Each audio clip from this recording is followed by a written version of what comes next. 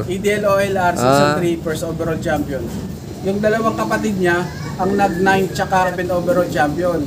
Tapos yung anak niya na isa, yun ang nag-first overall champion sa QPHA OLR. Oo, ayos. Sisimula pa lang na nag-iibon, invest kayo sa bloodline.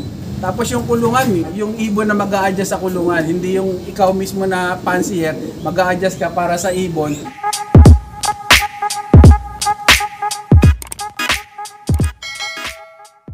Sir, pwede pong makita yung mga nag-champion mo na ibon. So ito, tignan mo to. So guys, pag makita mo yung mga line ng ibon ko, parang fancy lang. Ay, tingnan nyo mga kaiwan mo, may balahibo sa paa.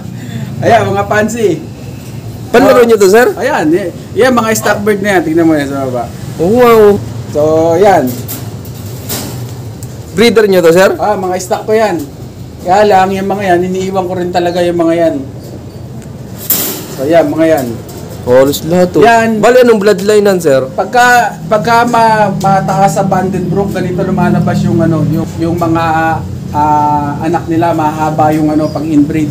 Mahaba yung balahibo sa paa. So yung mga Johnson ko naman, hindi naman talaga mahaba yung balahibo sa paa nila. So ayan, tignan mo yung mga ito mga to. Oh, puro ganun nga mga kaibon, no. Tama. Maglabas nga kayo sa... lalo to, tingnan nyo. Fancy. Oh, iso. Pwede din panlaban sa show. Sa show. Ayan. Ito, ibon, no. Ayan. Inbreed na po yan. Ito mga inbreed. Naglaro ako dati nito ng 2017. Medyo nipis lang ang balahibo dito ng konti. Nilipad ko siya ng 2015. So, ang tibay na ibon. 2015. Pag sakto na first overall champion siya ng fan race, saktong pag umpisa ng derby, nagkasakit, nagkasalmonella. So kahit nagkasalmonella, nilipad ko pa rin kasi ganun ako lipad dire-diretso. Tapos tuwing kadalap, lagi siyang clock. Pero kung dumating yung ibon, parang papel na lang, parang na lang balahibo na lang. So yung last lap niya, Santa Ana, naka 6 points na siya, pang 7 points yung Santa Ana, hindi na siya nag-clock. Tinigdan ko, bakit hindi nag-clock, hindi nakauwi. Kinabukasan nakita ko umuwi, meron tama ng tirador dito. Ay, awit. Sa baba. So kung hindi siya siguro na tirador, baka nakauwi siya. Yun. So yun, tapos nilipad ko siya ng 2016. 2016, nilipad ko uli siya. Solo super set winner siya. First overall champion sa club, tapos sa MMFC super set winner. Kahit sa MMFC po, nananalo din na club. Tapos 2017 nilipad ko uli siya. First overall champion ulit. Oo, ayos. Mga lap winner. So parang ganito lang yung yung ganito lang yung balahibo sa paa. Okay, so. Ayan, sir, nagamit nyo ng breeder yan. Ito, kasi parang parang gusto ko lang, parang lucky charm ko dito itong mga to. Kaya pinaparami ko lang yung mga ganito. Ayan, maganda ang katawan nila. Pero ginagamit nyo pa yan sa breeding, sir? Oo, ginagamit. Ang ginagawa ko, yung mga nililipad ko, yung hindi ganito ang karami yung balahibo. Minsan kasi hindi naman sila lagi naglalabas ng ganyan. Minsan meron konti lang. Yun, yun ang pinanlilipad ko. Yun. So ito, pakita ko sa iyo yung ito yung nag-first overall champion sa OLR. Ito pala yun, nakakaibon, no? Dulo ko niyo. Sang OLR po, sir? EDL OLR Season 3 first overall champion. So ito guys, nung kinakarera to, nung first lap, nag-29th place siya. Mabilis sila, no? May speed. Ito kasi mga to, may Johnson tsaka Vandenbroek, yung mga champion ko ng Vandenbroek tsaka yung mga Johnson. So sila na rin yung pinagpares ko. So mas napaganda yung breeding ko. Eto, nung nilipad to, nag-29th place ng first lap sa may Legazpi. Tapos Matnog, nag-ilan pa siya? Pang 10th siya. Tapos yung Calbayog, yung last lap, pang 4th place siya. Pabilis ng pabilis, sir, ano? Nagpabilis siya ng pabilis. Kasi yung time na yon, kami lang yung nag-antay dun sa EDL kasi yung first saka second season walang nagpaklak ng dulo Kaya yung third season hindi nila inaasahan na may magpaklak. So yung tropa namin, kami-kami lang yung nandun sa lugar na yon. Bukod kila sir, ay yung mga staff sa EDL OLR na nag-aabang din doon. So kami-kami lang, walang iba. Ang nangyari, may nagpa-uwi na, 2. Tapos etong sa akin, tsaka yung sa tropa, magkasabay sila. Oo, na ayos. dumating. Kitang-kita namin, dire-diretso pa ganun eh. Parang ang nangyari, nauna lang yung sa tropa ng isang tapak, tapos eto na. Kasi sabay na sabay sila dumating. So ayan, yan. Oy, so, bali anong bloodline na to, sir? Ito, Jansen Vandenbroek. Johnson Bondenbrook, oh. Yun talaga pinakagamit nyo, ano. Ito niya mga kaibon, oh. May balahibo nga sa pao. First overall yan. Tapos may kapatid siya, nestmate niya to. Pati po yung nestmate, sir, nanalo din. Oo. Oh, ayun, so, tingnan nyo mga kaibon, mag-nestmate, parang winner. Bali, 4 yung magkakapatid na yun eh. Yung isa nga, yung isa nag-lap winner, kapatid din nila. Tapos yung isa,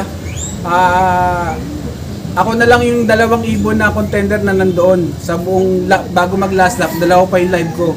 So ako na lang nag-iisang 2 live na ibon. Oh, ayos. So eto naman, yung kapatid niya, nestmate niya rin. Eto naman yung nag-finisher. So yan. Finisher naman mga kaibon. So ayan, may balahibo sa pa, hindi naman ganong karami. Ang ngatan yung mga konti lang. Yung iba lang talaga, sir, ano? Oo. Buti, sir, saktong ano. Ilan po kayo nag-abang nun, sir? Doon sa mismong abangan? Parang 15 ata kami kasi magkakasama kami, mga tropa lang eh. May isang sasakyan kami. Tapos kami lang talaga. May dumating na isa, tapos mamaya may dumating na isa, tapos yung sa amin na 2. Ayun. Di gaano kasaya, sir, doon dumating yung ibon mo, sir? So sobrang saya namin nung time na yun kasi nga walang paglagyan yung saya namin nung time na yun. Talagang masaya kami dun sa ano na OLR na yun. Ito naman, binrate ko to ulit. Binrate ko siya. Ito atong nag-champion ng EDL OLR, first overall, binrate ko to. Ginamit mo ng breeder, sir? Ginamit kong breeder. Bali, ang nilaro ko sa QPHA OLR 2021, 2 kapatid niya, tsaka 2 anak nito. Yung 2 kapatid niya, ang nag-9 tsaka 11 overall champion. Tapos yung anak niya, na isa, yun ang nag-first overall champion sa QPHA OLR. Oo, ayos. Tignan nyo mga kaibon, no? Good flyer na, good producer po. Grabe to. Saan final lap nun, sir? Yun sa QPHA na 1 lap race? Kalbayog ata yun. Kalbayog din po. Ilang kilometer yun, sir, pagdating doon? Tandaan nyo, sir, kung ilan? Parang hindi ko matanda eh, kung ilang kilometer doon eh. Kasi ang nangyari nun, puro smash ang karera. Adi, ilan points po yun sa inyo, sir? Sa akin, complete lap yun. Kahit smashan po. Yung isa, bumutas ng dulo, kaya lang kasi nakapondo ako na first lap ako. Walang nagpa-clock. So yung first lap, puro smash, clock yung mga ibon ko. Second lap, puro smash din. Parang 6 lang yung nag-clock. Dahil talagang pati sa club, ubos eh. 2, 3 yung ibon ko. Yung 2 yung nag-clock, 3 yung umuwi nung time na yun. Ayun. Yung pwesto ko sa QPHA OLR, first overall champion, 9th overall champion, tsaka 11th overall champion, tsaka yung mga lapina. Oh. Lahat ng pooling, tsaka side bet na 1K, nakuha ko lahat, nasolo ko lahat. Oh, ayos, ang lulupit. O yung pinanalo kong iba doon, pinagawa ang kulungan yan. Kulungan kong bago, nasa 200,000 yan. Ayun. Ayos, ano, yung ibon din yun, sir, yung nag-provide ng pangkulungan nila, ano. So ako, guys, sabihin ko sa inyo, yung mga bata o yung nagsisimula pa lang na nag-iibon, mag-invest kayo sa bloodline. Tapos yung kulungan, hindi naman gaano dahil pag ang kulungan nyo, hindi maano ng daga o hindi maano ng pusa, okay na yon kung safe na sila. Pero bloodline talaga, yung ibon na mag-a-adjust sa kulungan, hindi yung ikaw mismo na fancier, mag-a-adjust ka para sa ibon kasi magastos. So kailangan bloodline muna. Kuha kayo dun sa mga gustong-gusto nyong fancier. Ang lagi ko sinasabi, bro, ano ba yung mga bloodline na dapat na meron tayo sa loob? So, bloodline na dapat meron tayo sa loob, dapat meron tayong middle distance at saka mga pang long distance talaga. So, yung mga middle distance bird natin, yun yung magpapakain sa kalapati natin, yun yung bubuhay sa loob natin, yun yung magpapatoka rin doon sa mga ibon natin. So, ako kasi mahilig ako mag-pooling-pooling, gusto ko yung mga speed bird, gusto ko yung mga, basta mga puling-puling. So yung mga puling-puling na yon, sila na nagpapakain ng mga ibon ko. Sila na yung nag-e-entry. Sila na yung pag-derby. Sila na yung gagastos para dun sa mga ibon ko rin. Wala akong kinukuha sa bulsa ko para gamitin para sa kanila. Ayos. Pero ikaw, Sir Michael, paano ka pumili nung panlaban mo ng puli? So guys, paano ako pumili? Pagka odd bird na yung ibon ko dati nang lumilipad, so alam ko na yan na matulin talaga. Na alam ko na yung ugali nila. Pero kung young bird sila, pagka tinetraining mo sila, kailangan sila yung consistent. Dapat number 1, number 2, number 3, number 1. Ganun lang sila. Doon mo malalaman na yung ibon mo ay matulin sa karera. So yung pagiging matulin naman ng mga ibon, nasa bloodline talaga. So kung meron kang ibon na hindi naman matulin, mapapanalo mo yan kasi motivate mo pag naghabol o kaya pag may itlog. Pero gaano katagal yung ganun? Iilang parte ng buhay nila na maghahabol lang sila. So baka kung manalo ka ng isa, baka yung 10 o baka yung 8 italo nila. Pero pagka yung ibon mo natural na mabilis, so mas marami yung ipapanalo mo. At least sana mas marami yung ipapanalo mo kaysa doon sa magdo-donate ka. Yun. Pero ikaw, Sir Michael, nagkataon na po ba na nagkamali ka ng pili sa panglaban mo? Maraming beses na ako. Maraming beses na rin. Nagkamali. Kahit yung mga pinang-i-entry ko sa derby, minsan, eto, nararanasan to ng mga kalapatids natin. Yung mga pinang-i-entry ko, minsan meron kang tinitignan na ibon dahil yun ang gustong-gusto mo. Yung iba namang ibon, ayaw mo dahil nga laging parang huling dumating, tapos di maganda katawan. So pagdating ng duluhan, sila pa yung nagcha-champion, sila pa yung nananalo, yung paborito mo, ang bilis mawala. So ganun lang. Kailangan, kung yung kukuhanan nyo ng ibon, alamin nyo yung ugali ng ibon. At least, ang lagi kong sinasabi guys, kumuha kayo sa gusto nyong pansier, tapos kumuha kayo ng at least isang pares o 2 pares para mabilis magparami. Lahat ng iaanak lipad, walang ititira, lipad lahat. Tapos lahat lang ng magandang iuwi o magcha-champion, sila yung iiwan mo lagi sa loob. Yung mga hindi, wag mo nang iwan, ilipad mo nang lipad hanggang sa mawala o hanggang sa makapagpa-champion sila.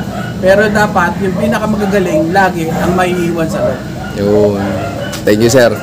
Yun, maraming salamat nga pala sa patuloy niyong suporta mga kaibon. At yun, meron ulit tayong pa-shoutout ngayon.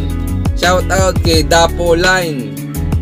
At shoutout din kay KKKKM Lop. At shoutout sa team Libmanan. Yan, shoutout po sa inyo.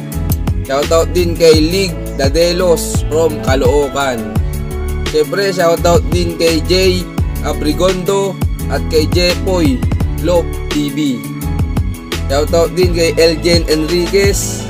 At siyempre, shoutout din kay Staff Banric from Limay, Bataan. At ito pa, shoutout din kay JP Aguaras at sa Team Upland ng Kanlubang. Ayan, maraming salamat sa patuloy niyong suportang lahat. At abangan nyo yung part 3 nung napanood nyong video. So yun, keep watching and God bless you all. Thank you.